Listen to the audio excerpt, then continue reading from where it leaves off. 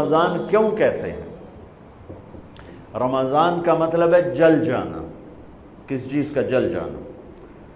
صلاۃ الاوابین حین ترمز الفصال، نیک لوگ ایک نماز پڑھتے ہیں کب؟ جب اونٹ کے پاؤں جلنے لگیں، اونٹ کے پاؤں جب جلنے لگیں، اونٹ کے بچے کے پاؤں جب جلنے لگیں۔ تو رمضان میں جل جانا، اس کا روزے سے کیا تعلق ہے؟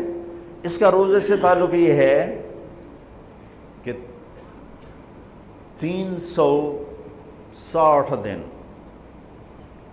سال میں ہوتے ہیں چاند کے لحاظ سے، 330 دن کے گناہ اللہ رمضان کے روزوں میں ہر روز میرے آپ کے گناہ جلاتا ہے، جلاتا ہے، جلاتا ہے۔ بھوک لگتی ہے ایک آگ بنتی ہے، پیاس لگتی ہے ایک آگ بنتی ہے۔ تو ہمارے لکڑی کی آگ میں چیزیں جلتی ہیں اور ہماری بھوک، روزے کی بھوک کی آگ میں گناہ جلتے ہیں، اور 29ویں روزے اللہ سارے سال کے گناہوں کو جلا کے روزہ والا یا روزے والی کو ایسے پاک کر دیتا ہے جیسے آج ماں کے پیٹ سے نکلا ہو، ایسے ان کو خوبصورت کر دیتا ہے۔ حج کا مہینہ آیا، اعمال اسی طرح ہیں جیسے ہوتے ہیں۔ رمضان کا مہینہ آیا تو میرے نبی کا اعلان ہو گیا، ایک فرض 70 فرض کے برابر ہو جاتا ہے تمہارا، نفل فرض کے برابر۔ فرض اور نفل میں فرق کیا ہے؟ حضرت علی ہی کا فرمان ہے کہ جس شخص نے ایک فرض روزہ چھوڑ دیا، پھر قیامت تک اس کی قضا میں نفل روزے رکھتا رہا تو ایک روزے کا یہ سارے روزے بدلہ نہیں ہو سکتے۔ ایک نماز چھوڑ دی اور پھر اس کی قضا میں قیامت تک نفل پڑھتا رہا تو فرض نماز کی ایک رکعت کے ایک سجدے کے برابر بھی نہیں ہے۔ فرض میں اتنی طاقت ہے۔ تو اللہ کی رحمت کیسے متوجہ ہوتی ہے کہ رمضان کے مہینے میں اللہ فرماتے ہیں میرے محبوب کی امت ہے، ایک فرض کو 70 کے برابر کر دو، اور پھر فرماتے ہیں نفل کو فرضوں کے برابر کر دو، اور پھر فرماتے ہیں جو رات کو تراویح پڑھے گا، دن میں روزہ رکھے گا، آخری رات اسے ایسے دھو کے پاک کر دوں گا کہ اس کے ذمے گناہ کا ایک ذرہ بھی باقی نہیں بچے گا، سب گناہ اللہ تعالیٰ اس کے معاف فرما دے گا۔ اور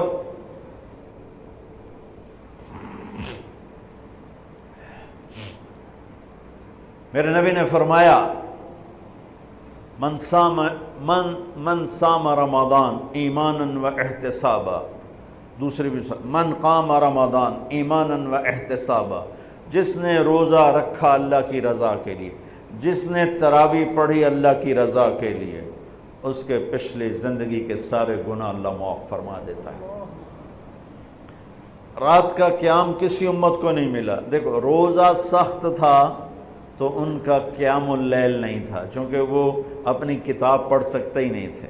رمضان میں اللہ نے آسمانی کتابیں اتاریں، یکم رمضان کو ابراہیم علیہ السلام پر، 2 رمضان کو تورات موسیٰ علیہ السلام پر، 8 یا 6 رمضان کو عیسیٰ علیہ السلام ان پر، موسیٰ علیہ السلام ان پر، داؤد علیہ السلام پر زبور کو اتارا، اور 12 یا 18 رمضان کو عیسیٰ علیہ السلام پر انجیل کو اتارا، اور 21 رمضان کو اللہ تعالیٰ نے پیر کی رات لیلۃ القدر میں غار حرا کے اندر اللہ تعالیٰ نے اپنے محبوب پر کتاب کو اتارا۔ وہ کتابیں فل آ گئیں، لکھی لکھائیں۔ قرآن فل نہیں آیا، قرآن صرف ایک سورت کے 19 الفاظ آئے بس، اور پھر 23 برس میں قرآن اترا۔ کتنے انبیاء ایسے گزرے ہیں جن کے پاس جبریل زندگی میں ایک دفعہ آیا، زندگی میں جبریل ایک دفعہ، اور ایک سے لے کر آگے کوئی تعداد مقرر نہیں ہے، 100 دفعہ 200 دفعہ، لیکن آپ حیران ہوں گے ہمارے نبی پر جبریل 23 برس میں 24,000 دفعہ آئے، 24,000 دفعہ، جو ایک عجب العجائب ہے، عجب العجائب ہے۔ تو میرے بھائیوں، رات کی تراویح، دن کا روزہ، تراویح میں کیا ملنے والا ہے؟ میرے نبی کا فرمان ہے ہر سجدے پہ 1500 نیکی، ہر سجدے پہ 1500 نیکی۔ تھوڑی اپنی کاروباری مصروفیت گھٹاؤ، اپنی کاروباری مشقت گھٹاؤ، اپنے ملازموں کی بھی مشقت گھٹاؤ تاکہ وہ تراویح پڑھ سکیں، روزہ رکھ سکیں، بشاشت سے پڑھ سکیں، اور اللہ کا فضل ہے ڈھیلے سے ڈھیلا حافظ بھی ہو تو 1.5 گھنٹے میں سارا کچھ نمٹ جاتا ہے۔ اتنی سی ہمت کرو میرے بھائیوں کہ افطاری میں تھوڑا کھاؤ۔ اگر تم پہلوانوں کی طرح شروع ہو گیا نا، پھر تو تم سے عشاء بھی نہیں پڑھی جائے گی، تراویح تم نے کیا پڑھنی۔ روزہ جسم کی فالتو چیزوں کو جلاتا ہے، روزہ ایک قوت پیدا کرتا ہے ایمانی شیطان کے خلاف۔ وہ کیسے پیدا کرتا ہے شیطان کے خلاف؟ اللہ تعالیٰ حلال کو بھی حرام کر دیتا ہے۔ جب بیوی کو بھی شہوت سے دیکھنا حرام ہو گیا اور یہ اس پہ قابو پا گیا تو اوروں کی عزت کو یہ حرام نظر سے کیوں دیکھے گا؟ جب یہ حلال کھانا چھوڑ گیا تو یہ جھوٹ کیوں بولے گا، یہ گالی کیوں دے گا، یہ غیبت کیوں کرے گا؟ جب یہ کان میں دوائی ڈالنا چھوڑ گیا کہ روزہ ٹوٹ جاتا ہے تو یہ اوروں کی غیبت کیوں سنے گا، اوروں کی برائی کیوں سنے گا؟ جب یہ آنکھ میں دوائی نہیں ڈالتا ہے کہ وہ حلق میں جاتی ہے، وہاں سے وہ پیٹ میں چلی جاتی ہے، روزہ ٹوٹ جاتا ہے، تو یہ ان آنکھوں سے غلط کیوں دیکھے گا؟ یہ غلط کیوں کسی کی عزت کے اوپر اپنی بددیانت نظر کو ڈالے گا؟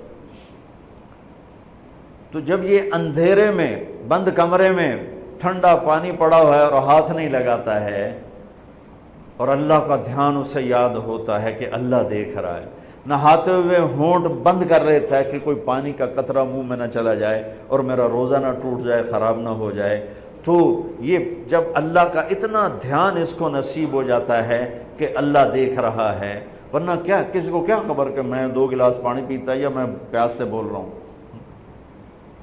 تو جب وہ اللہ کو اتنا اپنے دھیان میں لے آتا ہے کہ اللہ دیکھ رہا ہے، میں پانی نہیں پیوں گا، اللہ دیکھ رہا ہے، میں بیوی کو ہاتھ نہیں لگاؤں گا، اللہ دیکھ رہا ہے، میں کسی کی عزت پر بری نظر نہیں ڈالوں گا، اللہ دیکھ رہا ہے، میں کسی کی برائی نہیں سنوں گا، اللہ دیکھ رہا ہے، میں کسی کی برائی نہیں کروں گا، تو پھر جب یہ بازار میں جائے گا تو جھوٹ تو نہیں بولے گا، جب یہ تولے گا تو غلط تو نہیں تولے گا۔ ہاں یہ الگ بات ہے، بہت سے مجھے ملے کہ جب بس رمضان میں جھوٹ چھوڑ دیتے ہیں، اس کے بعد پھر شروع ہو جائے گا۔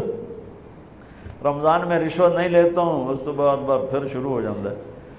تو چلو شکر ہے 1 مہینہ تو مسلمان رہتے ہیں۔ اچھا اس کی وجہ کیا ہے کہ رشوت خور کہتا ہے جی رمضان میں نہیں، جی نہیں، رمضان میں جھوٹ نہیں بولنا، رمضان میں صحیح تولنا ہے، رمضان میں غلط نہیں تولنا ہے۔ کیوں؟ شیطان قید ہو جاتا ہے۔ رمضان میں نمازی کیوں بڑھ جاتے ہیں؟ شیطان قید ہو جاتا ہے۔ کسی امت کو یہ نہیں ملا کہ رمضان میں شیطان قید کیے جائیں، اس امت کو ملا رمضان میں شیطان قید ہو جاتے ہیں۔ کسی امت کو یہ نہیں ملا کہ رمضان میں جہنم کے دروازے بند ہو جائیں، اس امت کو ملا ہے رمضان میں جہنم کے دروازے بند ہو جاتے ہیں، جنت کے دروازے کھل جاتے ہیں۔ کسی امت کو یہ نہیں ملا کہ ان کے لیے ہر مخلوق دعا کرے، رمضان کے مہینے میں اس امت کو یہ ملا ہے کہ ان کے روزہ رکھنے والوں کے لیے چونٹیاں بھی دعا کرتی ہیں، پرندے بھی دعا کرتے ہیں، مچھلیاں بھی دعا کرتی ہیں، ہوائیں دعا کرتی ہیں، ہر شے دعا کرتی ہے روزہ رکھنے والے کی۔ اس امت کو ملا۔ کسی امت کو یہ نہیں ملا کہ آخری رات ان کی سب کی بخشش ہو جائے، اس امت کو ملا ہے کہ رمضان کی آخری